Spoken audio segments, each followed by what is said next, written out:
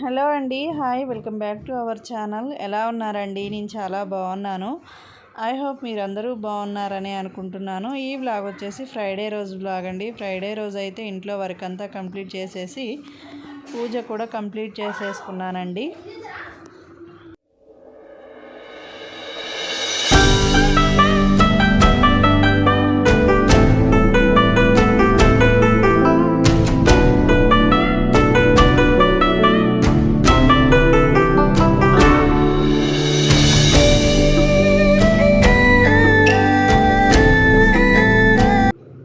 నేనేంటంటే Friday Tuesday పూజ complete అయిపోయిన తర్వాత ఇంట్లో ధూపం వేసే అలవాటు ఉందండి నాకు. అన్ని గదులు తిరుగుతానన్నమాట ధూపం వేసి.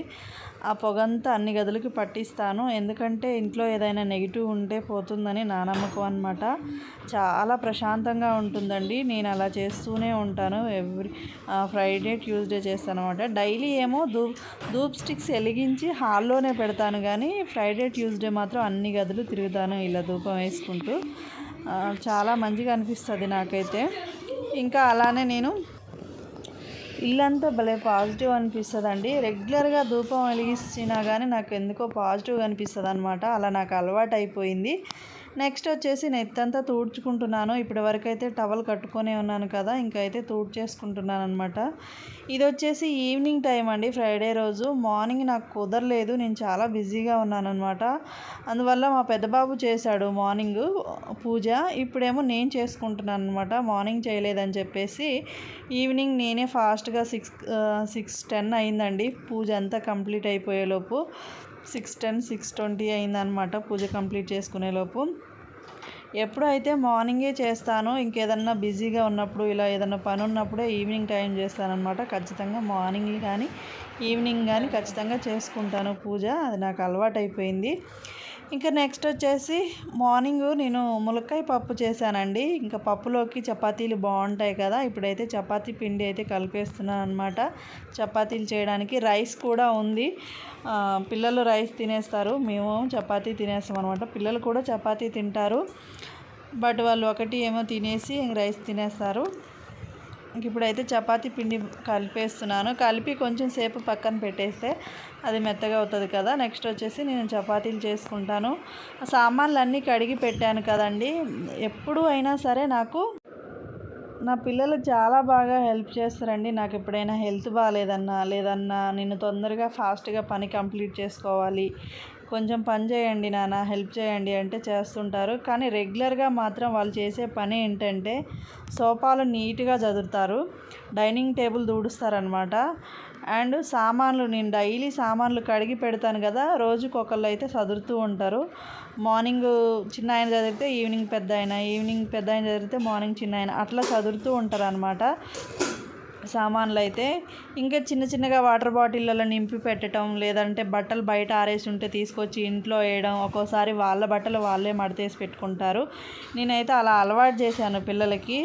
చిన్న చిన్న పనులు చేస్తూ ఉండాలని చెప్పేసి వాళ్ళ బట్టల సెల్ఫ్ కూడా వాళ్ళే నీట్గా సర్ది పెట్టుకుంటారు. ఇంతకుముందు చూపించాను అనమాట, చాలాసార్లు చూపిస్తూ ఉంటాను ఎలా పెట్టాలి ఏంటి అనేది అయితే. ఇంకా అలా వాళ్ళ సెల్ఫ్ వాళ్ళే చదువుకుంటూ ఉంటారు, వాళ్ళ పనులు వాళ్ళే చేస్తారండి. అలా చేయడమే కాకుండా నాకు కూడా ఏదైనా పనిలో హెల్ప్ చేయాలంటే చేస్తూ ఉంటారనమాట.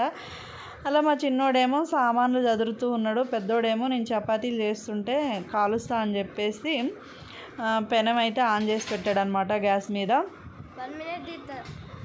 మా చిన్నోడు పెద్దోడు బాగానే పని విషయాలలో ప్రతి విషయంలో హెల్ప్ చేస్తుంటారు. కానండి వాళ్ళలా నచ్చంది నాకేంటంటే చిన్న చిన్న విషయాలకి కొట్టుకుంటారు అనమాట. ఇదొకటి నాకు నచ్చదు.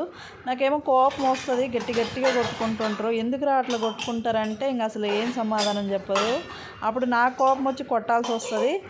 బట్ కాకపోతే పిల్లలందరూ అలాగే అనిపిస్తుంది. కానీ కాకపోతే ఏంటంటే ఆ క్షణంలో వాళ్ళని మందలించలేదంటే ఇంకా ఇద్దరికి ఎక్కడ దెబ్బలు తగులుతాయో గట్టిగా అనిపిస్తుంది అనమాట. ఒక్కోసారి కొడుతూనే ఉంటాను, బట్ చిన్నగా అయితే బెదిరించాలి, దెబ్బలు పడుతూనే ఉండాలండి, లేకుంటే పిల్లలు మాట వినరు.